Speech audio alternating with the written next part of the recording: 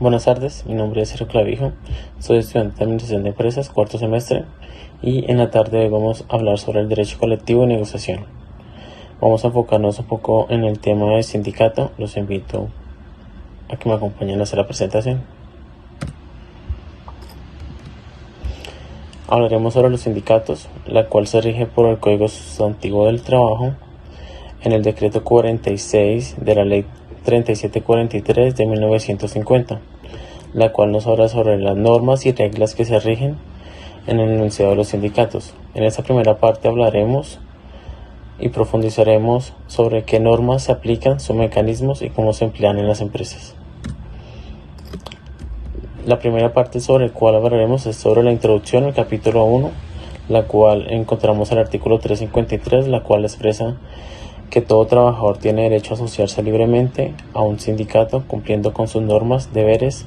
que en ese se contemplen. En sus artículos 355 y 356, los sindicatos no pueden tener por objeto de negociación o actividades con fines de lucro,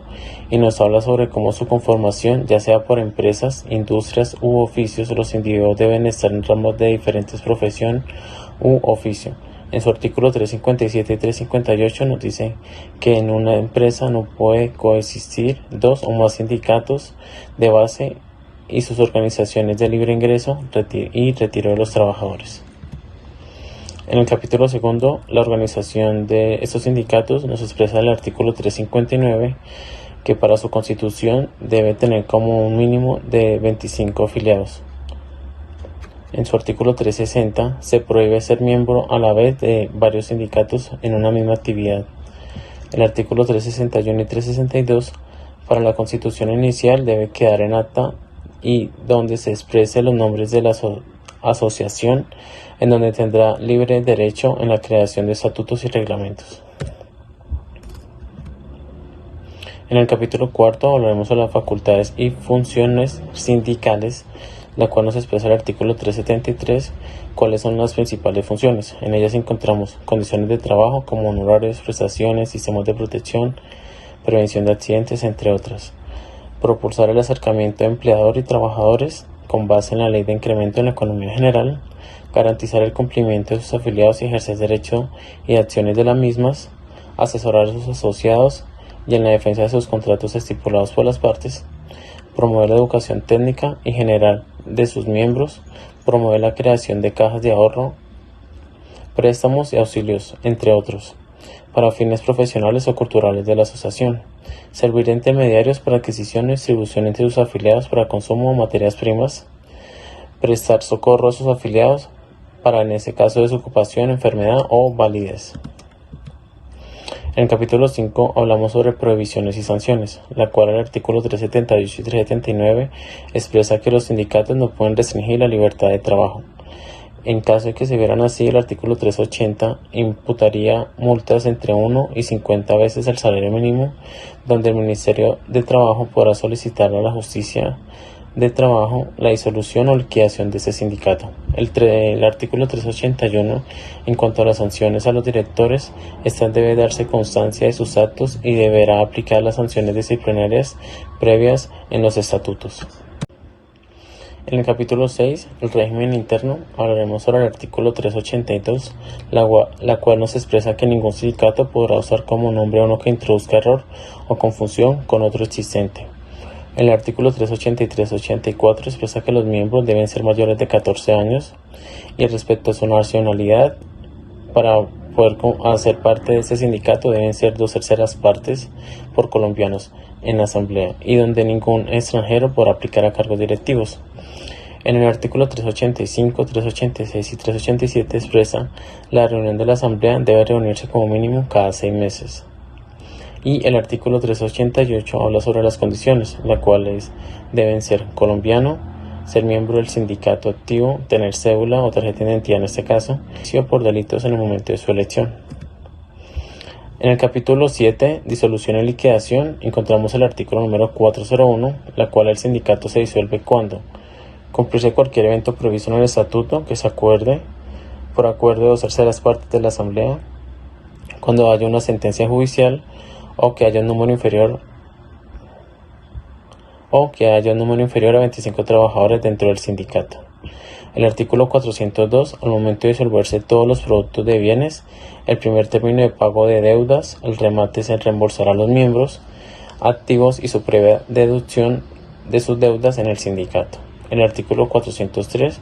remate les quedará de bien común una vez pagadas las deudas y reembolsos y no haber sido condenado ni estar llamado a juicio a los miembros del sindicato y se adjudicará a una beneficencia o utilidad social en caso de que llegue a haber algún sobrante.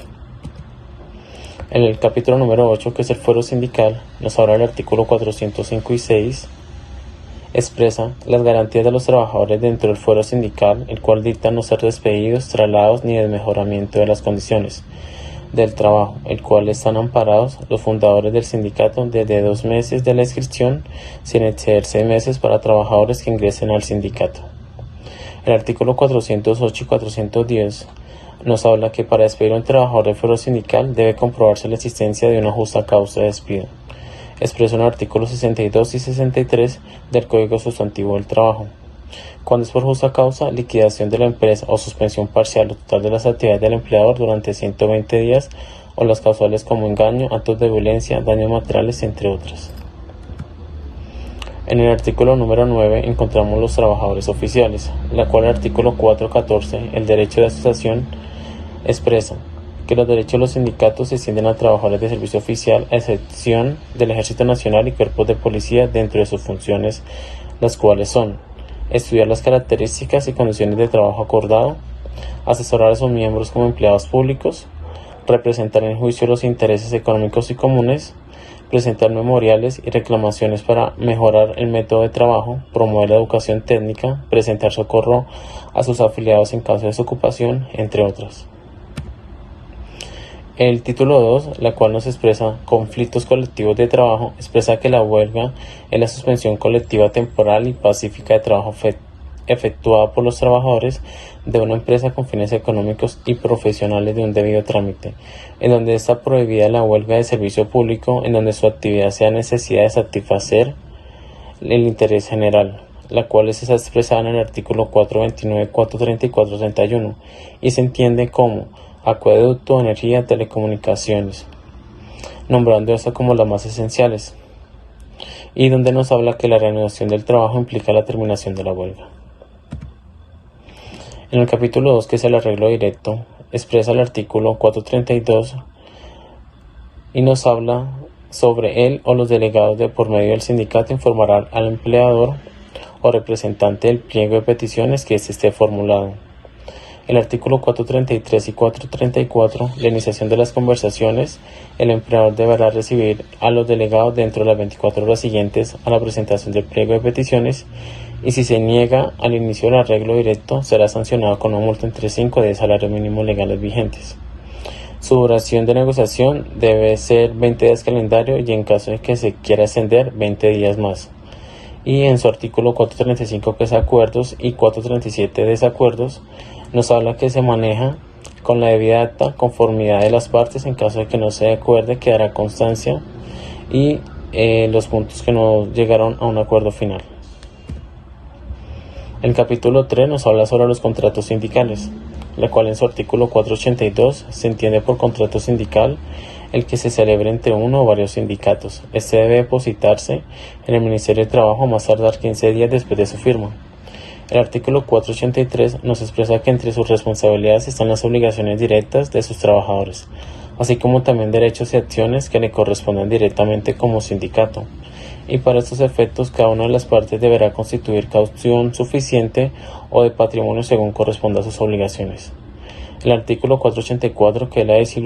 disolución del sindicato, los trabajadores continuarán prestando sus servicios de acuerdo con las condiciones estipuladas y hasta que tenga vigencia el contrato. Bueno, eso fue todo, espero que les haya gustado.